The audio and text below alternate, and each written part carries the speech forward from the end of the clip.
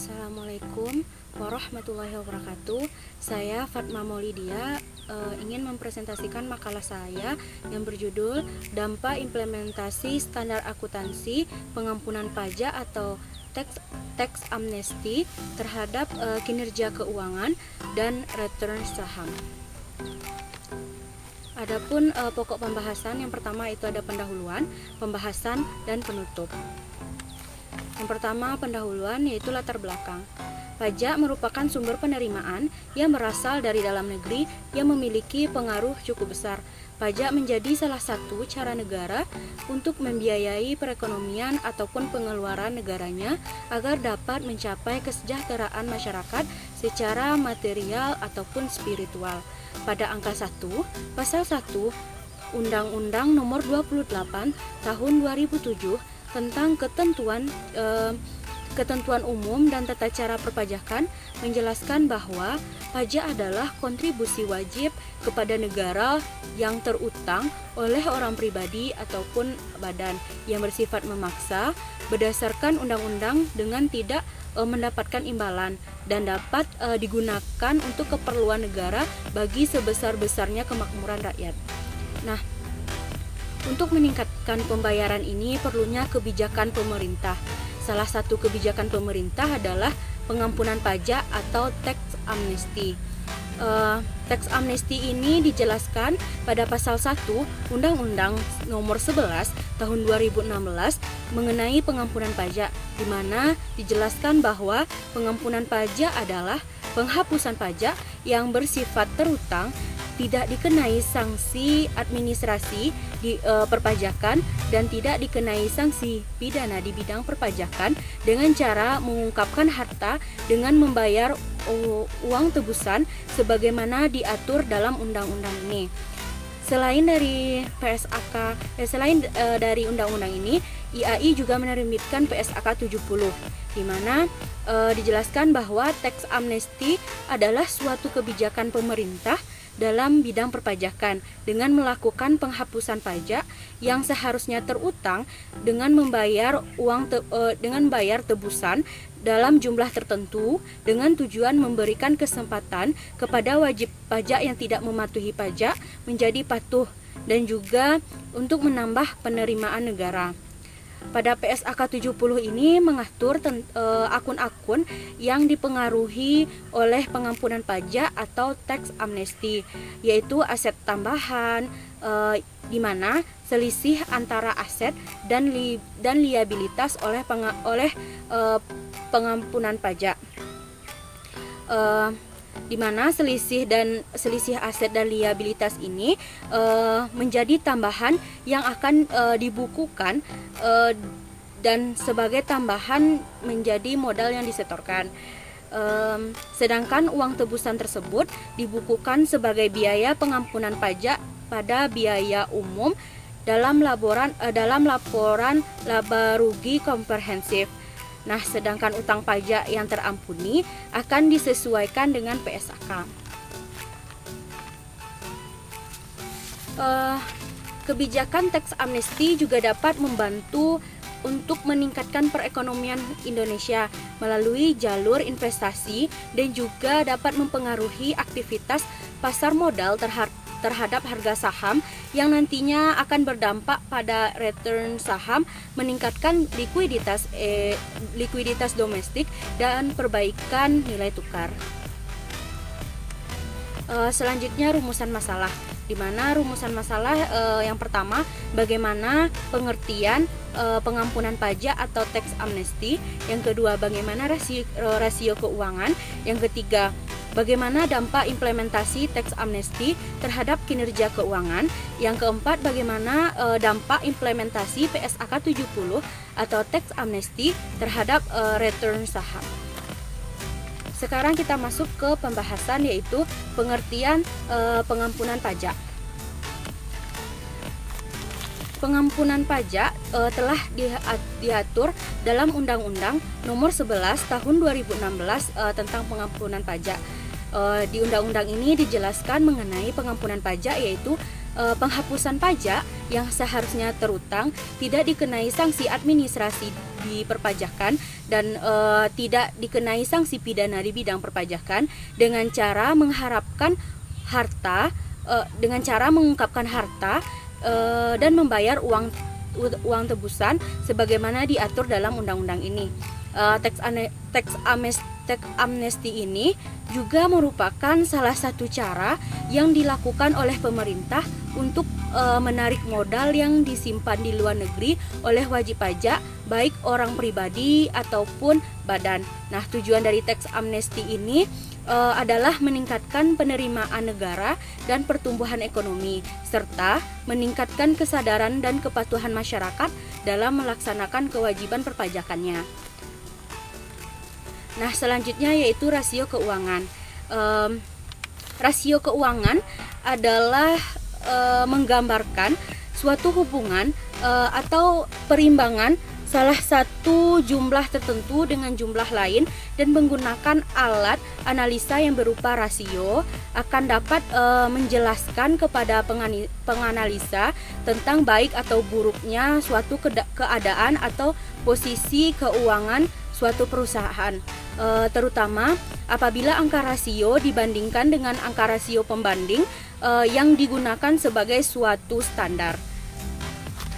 Nah, selanjutnya ada jenis-jenis rasio. Yang pertama, rasio likuiditas. Rasio likuiditas merupakan rasio yang digunakan untuk mengetahui bagaimana kemampuan perusahaan dalam membiayai operasi dan juga memenuhi kewajiban finansial pada saat ditagih. Nah, jenis-jenis dari rasio likuiditas ini, yang pertama ada current ratio. Current ratio ini merupakan rasio yang digunakan untuk mengukur kemampuan perusahaan dalam membayar kewajiban jangka pendek atau utang yang akan jatuh tempo pada saat akan ditagih secara keseluruhan. Nah, yang kedua ada quick ratio, di mana rasio ini merupakan perbandingan antara aktiva lancar setelah dikurangi dengan persediaan dan utang lancar. Selanjutnya yaitu cash ratio. Cash ratio ini merupakan rasio yang menunjukkan kemampuan untuk membayar utang yang segera harus dipenuhi dengan kas yang tersedia dalam perusahaan, dan efek yang dapat segera diuangkan yaitu dengan membandingkan uang kas dengan utang lancar. Selanjutnya ada rasio aktivitas. Rasio aktivitas ini merupakan rasio yang menunjukkan sejauh mana efisiensi perusahaan dalam menggunakan aset untuk memperoleh penjualan. Nah, dalam aktivitas rasio ini ada yang pertama yaitu inventory turnover, yang dimana ini merupakan perputaran persediaan yang mengukur berapa kali persediaan perusahaan telah terjual selama periode tertentu. Yang kedua yaitu fixed asset turnover, di mana ini merupakan rasio antara penjualan dengan aktiva tetap neto. Yang ketiga yaitu total asset turnover, di mana rasio ini menggambarkan total aktiva, menunjukkan bagaimana tingkat efektivitas perusahaan dalam menggunakan seluruh aktiva untuk menciptakan penjualan dan pendapatan laba. Nah, selanjutnya ada average collection period, di mana periode pengumpulan piutang merupakan rata-rata yang diperlukan untuk mengubah piutang menjadi kas. Nah, biasanya dari average collection period ini membagi piutang dengan rata-rata penjualan harian. Nah, selanjutnya ada receivable turnover. Nah, receivable turnover ini merupakan perputaran piutang yang menunjukkan bagaimana kualitas piutang perusahaan dan kesuksesan perusahaan dalam mengumpulkan piutang tersebut. Nah, selanjutnya ada working capital turnover. Nah, di mana rasio ini digunakan untuk menghitung berapa kali dana yang tertanam dalam modal kerja perusahaan selama 1 tahun. Nah, selanjutnya ada rasio solvabilitas. Rasio solvabilitas ini merupakan rasio yang menunjukkan bagaimana kapasitas perusahaan untuk memenuhi kewajiban jangka pendek ataupun jangka panjangnya. Nah, yang pertama ada rasio debt to total asset. Rasio ini menggambarkan proporsi antara kewajiban yang dimiliki dan selisih kekayaan yang dimiliki.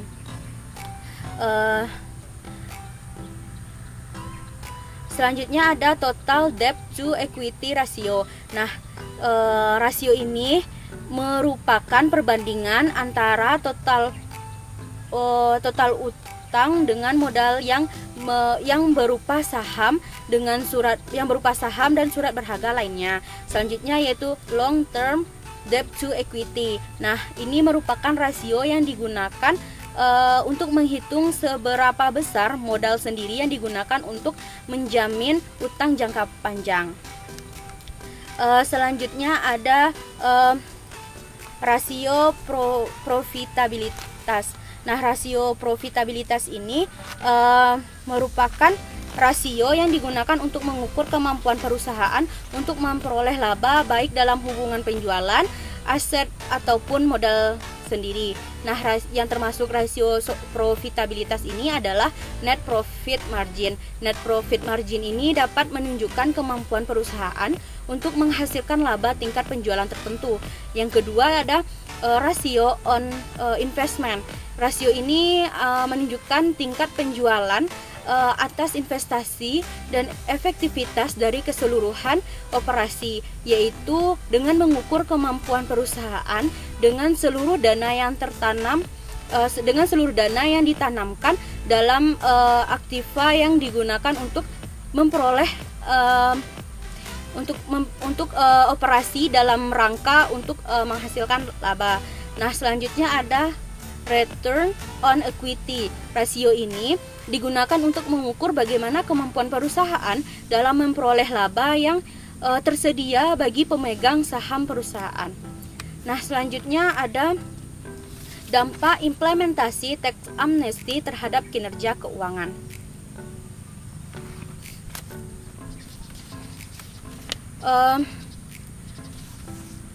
Kinerja keuangan adalah alat yang digunakan untuk mengukur bagaimana prestasi kerja keuangan perusahaan melalui struktur permodalan. Nah, kinerja keuangan ini juga merupakan penentuan ukuran-ukuran tertentu yang dapat mengukur keberhasilan suatu organisasi atau perusahaan yang menghasilkan suatu laba. Implementasi pada PSAK 70 dapat memberikan dampak terhadap peningkatan kualitas informasi akuntansi dan kredibilitas laporan keuangan, sehingga dapat digunakan oleh pemangku kepentingan untuk mengukur keuangan perusahaan sehingga dapat untuk mengambil keputusan. Nah, di sini terdapat perbedaan antara rasio keuangan terhadap kinerja keuangan sebelum ataupun sesudah implementasi pengampunan pajak atau tax amnesty. Adapun perbedaan yang pertama yaitu ada current ratio.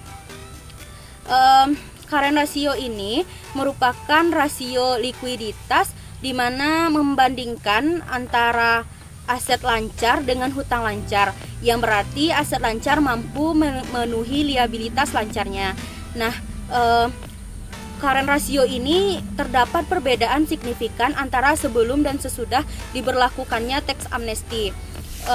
Perbedaannya adalah terdapat mengindikasikan adanya peningkatan investasi berupa aktiva lancar dari pemanfaatan aliran dan repatriasi aset yang masuk ke Indonesia dari penerapan tax amnesty, dengan tetap mengendalikan atau menekankan utang lancar yang dimiliki oleh suatu perusahaan, sehingga dapat berdampak pada rasio lancar yang dimiliki perusahaan tersebut.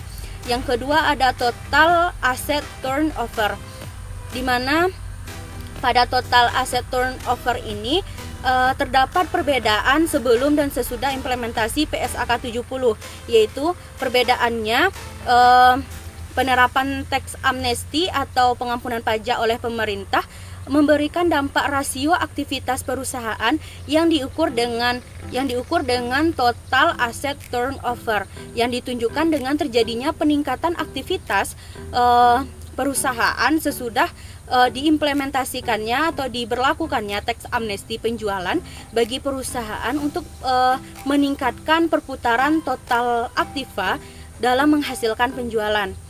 Selanjutnya ada return on equity.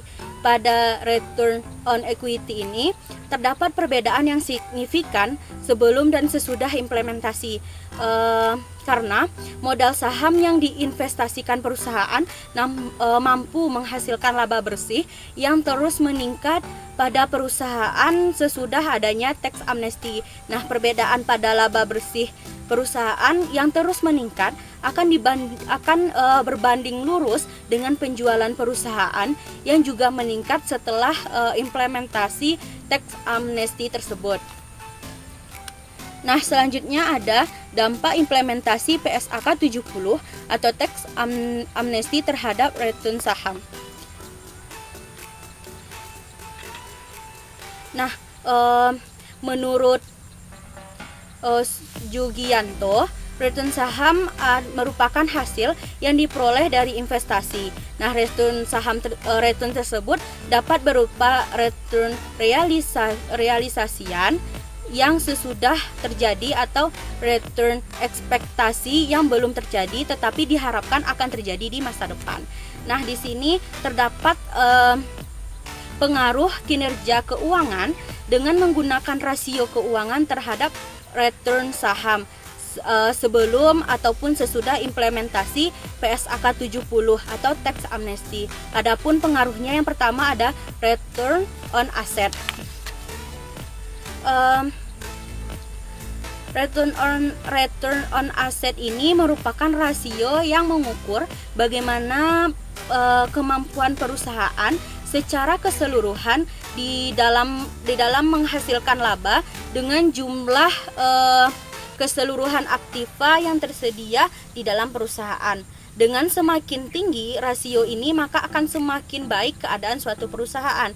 Nah, deklarasi aset yang tinggi pada pelaksanaan teks amnesti yang diikuti oleh implementasi PSAK 70 adalah aset deklarasi tersebut dibukukan sebagaimana nilai aset tambahan teks amnesti sehingga akan mempengaruhi total aset yang diikuti oleh pertumbuhan laba sehingga akan mempengaruhi return on asset ini. Nah, ROE atau return on asset berpengaruh signifikan terhadap return saham sebelum ataupun sesudah implementasi PSAK 70. Teori menghasilkan bahwa semakin tinggi nilai likuiditas dalam hal ini ROE akan menghasilkan sinyal positif bagi investor yang akan mendorong harga saham sehingga menghasilkan return saham yang tinggi, dan return on asset ini akan memberikan sinyal positif terhadap return saham. Nah, selanjutnya ada debt to equity ratio. Nah, debt equity ratio ini adalah hutang terhadap modal. Pada rasio ini mengukur sejauh mana perusahaan dibiayai oleh utang. Nah, jika rasio ini semakin tinggi akan menggambarkan perusahaan tersebut kurang baik. Nah, atau debt to equity ratio ini menjadi indikator bagaimana kemampuan modal perusahaan dalam hutang semakin kecil, di mana kemampuan modal perusahaan dapat memiliki hutang yang semakin kecil karena rasio hutang akan menarik investor untuk menanamkan modal dengan harapan mendapatkan return yang tinggi. Nah, deklarasi aset dan liabilitas pengampunan pajak yang tinggi terhadap pelaksanaan teks amnesti yang disertai dengan implementasi PSAK 70, yaitu aset deklarasi tersebut dibukukan sebagai aset tambahan teks amnesti sehingga dapat mempengaruhi terhadap total aset yang diikuti oleh pertumbuhan laba, sehingga mempengaruhi debt to equity ratio. Karena implementasi PSAK 70, hutang pajak yang dihapuskan dapat menurunkan hutang, dan sejumlah hutang tersebut akan dicatat sebagai setoran modal tambahan yang dapat memperkuat struktur modal. Nah, selanjutnya ada earning per share atau EPS. Nah, EPS ini merupakan rasio yang menjelaskan jumlah rupiah yang diperoleh untuk setiap saham biasa. Nah, pada program pengampunan pajak yang tingkat keberhasilan diikuti oleh implementasi PSAK 70 dan diikuti dengan kenaikan pertumbuhan laba yang disertai dengan pertumbuhan laba terhadap lembar saham. Biasanya investor dalam menganalisa fundamental kinerja keuangan akan melihat EPS. Nah, secara parsial, EPS ini berpengaruh signifikan terhadap return saham sebelum ataupun sesudah implementasi PSAK 70. Selanjutnya ada book value atau BF, di mana BV ini menunjukkan nilai buku perusahaan, yaitu yang membandingkan total modal sendiri dengan saham yang beredar dan disetor secara penuh. Pada program pengampunan pajak yang diikuti dengan implementasi PSAK 70, perusahaan yang mengikuti pengampunan pajak mendeklarasi aset dan dicatat sebagai aset tambahan. Sebagai aset tambahan modal disetor pada akun ekuitas. Hal ini berdampak bahwa semakin tinggi nilai equity yang dapat memperkuat book value ini perusahaan apabila dengan saham yang beredar, investor juga akan menggunakan book value ini untuk menganalisa fundamental kinerja keuangan untuk mengambil keputusan apakah akan berinvestasi pada perusahaan tersebut atau tidak. Nah, secara parsial, book value ini berpengaruh signifikan terhadap return saham sebelum ataupun sesudah implementasi PSAK 70. Teori ini menunjukkan bahwa semakin besar book value akan sinyal positif terhadap investor yang akan mendorong harga saham sehingga menghasilkan return saham yang tinggi dan dapat meningkatkan kepercayaan investor dalam melakukan investasi. Selanjutnya ada return on equity. Nah, return on equity ini digunakan untuk mengukur laba bersih sesudah pajak dan dibandingkan dengan modal itu sendiri. Nah, deklarasi aset yang tinggi pada pelaksanaan tax amnesty yang diikuti atau disertai dengan implementasi PSAK 70 adalah aset deklarasi yang dibukukan sebagai aset tambahan tax amnesty yang dicatat sebagai modal tambahan modal disetor dan pertumbuhan laba perusahaan yang semakin tinggi dapat diartikan bahwa pemanfaatan equity semakin efisien dan dapat mempengaruhi ROE. Dan secara parsial, ROE ini berpengaruh signifikan terhadap return saham sebelum ataupun sesudah implementasi PSAK 70. Selanjutnya kesimpulan. Pengampunan pajak atau tax amnesty adalah penghapusan pajak yang terutang dengan tidak dikenai sanksi administrasi maupun sanksi pidana di bidang perpajakan dengan cara mengungkapkan harta dan membayar uang tebusan sebagaimana diatur dalam Undang-Undang Nomor 11 Tahun 2016. Tax amnesty ini disertai dengan pengimplementasian PSAK 70 dapat memberikan dampak terhadap peningkatan kualitas informasi akuntansi dan kredibilitas laporan keuangan dengan yang terdapat yang dapat digunakan oleh para pemangku kepentingan untuk mengukur keuangan perusahaan sehingga dapat untuk mengambil keputusan. Di sini terdapat perbedaan antara rasio keuangan terhadap kinerja keuangan pengampunan pajak atau tax amnesty. Perbedaan tersebut adalah terdapat pada current ratio. Terdapat perbedaan yang signifikan antara sebelum dan sesudah implementasi tax amnesty karena adanya peningkatan investasi tax amnesty. Karena adanya peningkatan investasi yang berupa aktiva lancar dan aliran dana repatriasi aset dengan tetap untuk mengendalikan utang lancar yang dimiliki oleh perusahaan. Nah, selain itu juga terdapat perbedaan yang signifikan terhadap total asset turnover.